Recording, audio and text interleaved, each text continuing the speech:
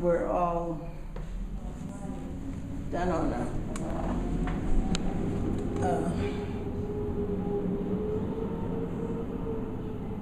they were done on a glass, and then this was fired to a metal plate, or photographed onto a metal plate, and the metal plate was then run through the press.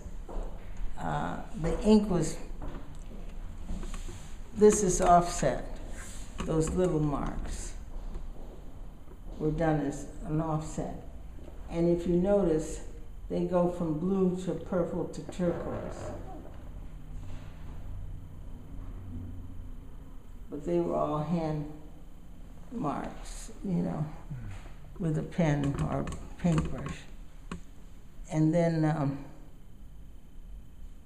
the ink was placed on the rollers. The same way that a newspaper is printed, it's that kind of a press that you have for the offset press. And it holds the ink through a few copies. And then you have to, you know, add more inks. And where you have